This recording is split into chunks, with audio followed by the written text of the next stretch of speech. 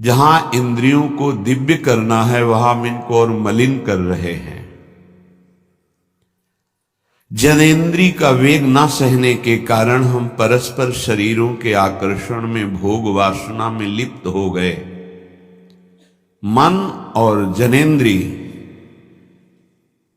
संपूर्ण रूप से काम वासना से युक्त होने के कारण मलिन हो गई। ये देह पिंड चाहे पुरुष शरीर हो चाहे स्त्री शरीर हो, कोई खास बात नहीं इसमें खास बात है भगवान की प्राप्ति कर लेना। खास बात है तुम्हारा चिंतन दिव्य हो जाना। खास बात है इस शरीर से सबकी सेवा बन जाए। माता पिता भाई बंधु परिवार समाज राष्ट्र धर्म भगवान सबकी सेवा बन जाए तो ये शरीर सार्थक हुआ। नहीं क्या मांस का पिंड है, रक्त संचरित नसनाड़ियां हड्डी त्वचा और इसमें जो डालो मलमूत्र बन गया। जितने द्वार हैं उनका सबको परिचय है ही है। कौन से सुख के लिए परस्पर शरीर में आकर्षण होता है? सच्चिदानंद सुख की लालसा वाला शारीरिक सुख के भोग में यदि अनेक जीवन व्यतीत करने के बाद ये भी जीवन व्यतीत कर दिया तो हाथ क्या लगेगा? इतना जीवन व्यतीत कर दिया, क्या हाथ लगा? बहुत विवेक विचार की जरूरत है। धर्मयुक्त काम भगवान ने अपना स्वरूप बताया है सृष्टि संचालन के लिए। यदि विवाह पाणी ग्रहण संस्कार करके संतानोत्पत्ति के लिए विधान किया गया है तो वो धर्मयुक्त काम है। बेविचार वहां भी नहीं, धर्मयुक्त काम। अन्यथा धर्म विरुद्ध यदि काम का सेवन किया जाए तो घोर पापाचरण बनने लगता है और मलिनता पे मलिनता होती चली जाती है। स्त्री रूपा मेध्य पिंडे मुंह रमृत धिया। हमारी बुद्धि इतनी मलिन हो गई है कि मलमूत्र के द्वार को अमृत पान का स्वरूप समझते हैं।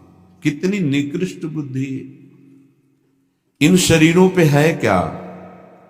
ऊपर के द्वार देखो, आंख से कीचड़ निकले, नाक से कितनी खखार के थूको, वमन करके देखो। नीचे के द्वार तो दुर्गंध युक्त मलमूत्र के ही है। किन भोगों में तुम अमृत पान करना चाहते हो? स्त्री रूपा मेध्य पिंडे मुंह रमृत धिया नित्य लोलुभ्यमानम। नित्य तुम लुभायमान हो रहे हो कि अगर ये शरीर भोगने को मिल जाए, ये शरीर मिल जाए तो हमारा जीवन धन्य हो जाए। नित्य लोलुभ्यमानम है क्या? थोड़ा विवेक से विचार करके देखो। धर्मयुक्त संतानोत्पत्ति के लिए भगवान ने आदेश किया है। मनमुखी चाल चल करके मनोरंजन करने के लिए ये नहीं बना हुआ है। फंसते चले जाओगे। अमृत की लालसा से मृत होते चले जाओगे। तुम्हारे विचार मृत, तुम्हारे आचरण मृत, तुम्हारा शरीर मृत, तुम्हारी चेष्टा मृत। क्योंकि मृत लोक में हो, इसका नाम मृत्यु लोक है और खोज रहे हो अमृत। चक्षुर्न क्षुद्र जीवैरपि विहितो। ये नेत्र मिथ्या रूप में लुभायमान हो रहे हैं। चमड़ी ऊपर से गोरी पीली जैसी भी, उसी में हम आसक्त हो रहे हैं। इतने आसक्त हो रहे हैं। परसों एक नवयुवक भाई प्रश्न एकांतिक में कह रहे जिया नहीं जा रहा, हमको हमारी मित्र ने धोखा दे दिया और हालत भी ऐसी थी कि करुणा लग रही थी कि कृपा करें प्रभु और इनकी बुद्धि को इस दलदल से निकालें। वो जीवन से हारा हुआ व्यक्ति बैठा हुआ है केवल एक बात में कि उसको उसके किसी मित्र ने, मतलब स्त्री शरीर ने उसको धोखा दे के दूसरे से ब्याह कर लिया। धोखा देके मतलब मन की गति है, इसमें धोखा और सही का क्षेत्र नहीं है। ये तो विचरण करता रहता है, आज ये आज ये आज ये। इसका कोई बिरला इसकी इस गति को रोक दे, वही साधना परायण साधक कहा जाता है। पर ऐसा नहीं होता है। जहां तुमसे बढ़कर कोई मिला तो वहां दृष्टि उसकी जम जाएगी, तुम्हें छोड़ देगा। संसार का खेल यही है। तुम्हारा प्यार अगर सही ठिकाने पे पहुंच जाए तो सार्थक हो जाए। वो प्यार मूर्ति प्रेम के खिलौना दो खेलत हैं प्रेम खेल, प्रियालाल, इनसे प्रेम हो जाए तो निहाल हो जाओगे। पर इनसे प्रेम करने के लिए कठिनता है। पहले सर्वत्र से राग हटावे तो इनसे प्रेम होता है, अन्यथा नहीं। सर्वत्र की ममता बटोर कर इनके चरणों में तब प्रेम होता है। बोले नेत्र दूषित हो गए बस यही देखते हुए। यही दुर्दशा है जीव की। सामने भगवान है चराचर जगत के हृदय में, उनको कोई नहीं देखना चाहता और बाहरी केवल चमड़े को देख करके हम आकर्षित हो रहे हैं। ये चमड़ी ज्यादा दिन नहीं टिकेगी, जिसकी तुम देख रहे हो उसकी और तुम्हारी भी, ये नष्ट होने वाली है। इन्हीं को शासन में साधक रखता है। नेत्रेंद्री हम जहां चाहें वहीं जाएगी, अन्यथा नहीं जाएगी। अभ्यास कीजिए नाम जप के द्वारा। ऐसे थोड़ी कि बात कर रहे हो किसी संत से भगवत चर्चा और तुम्हारी दृष्टि जा रही बार बार, और इतनी हिम्मत तुम्हारी कि भगवत भाव के वातावरण में तुम्हारी अशुद्ध वृत्ति उधर देखने की कोशिश कर रही। क्या देख रहे हो? चुप, एकदम शांत। चक्षुर्न क्षुद्र जीवैरपि विहित मृषा मानना अत्यंत मग्नाहा। ये क्षुद्र जीव समझ नहीं पा रहे कि नेत्र किसके लिए मिले। ये नेत्र मिले भगवत साक्षात्कार के लिए। ये विचार करो 5 मिनट आंख बंद करके, अगर ऐसे ही तुम्हारी आंखें छीन ली जाएं तो सोचो कैसा तुम्हारा जीवन होगा। जिन आंखों से तुम गंदी बातें कर रहे हो, गंदी बातें देख रहे हो, यही आंखें भगवान छीन लेते तुम्हारी, तो क्या तुम्हारा जीवन होता।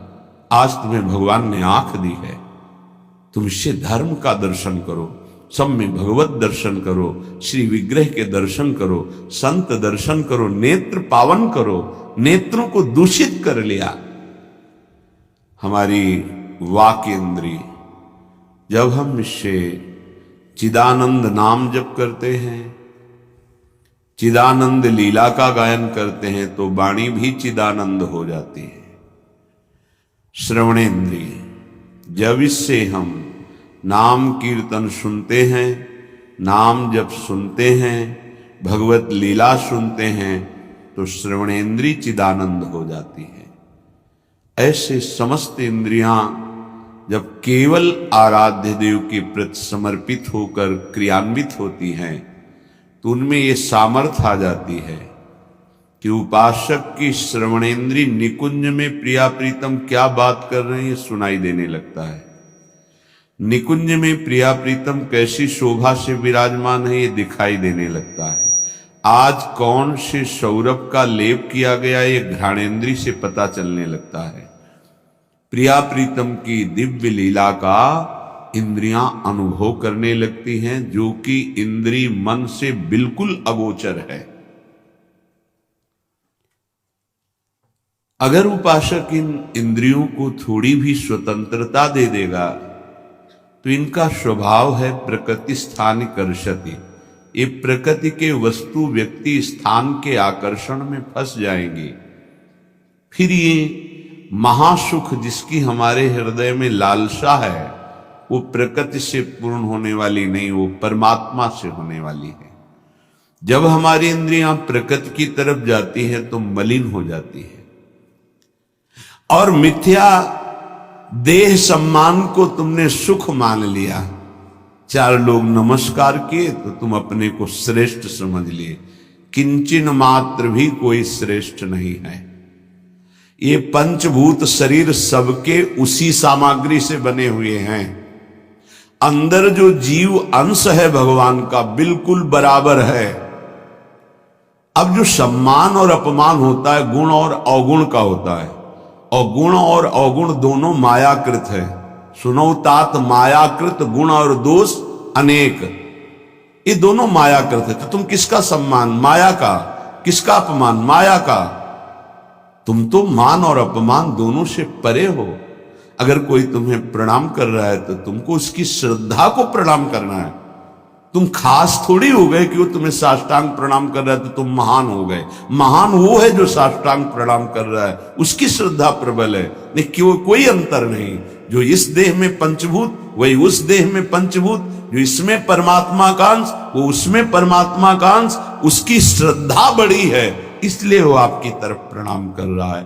बोले बहुत बुरा हो गया। मिथ्या मृषा मानना अत्यंत मगनाह, मैं झूठ मूठ अपने को बड़ा मानकर सम्मान प्राप्त करने की लालसा, सम्मान स्वीकार कर लिया तो हृदय अपवित्र हो गया। बड़ा मन है, फंसाता रहता है, वो मकड़ी की जाल की तरह, फंसने वाला नहीं जानता है। संत सदगुरुदेव शास्त्र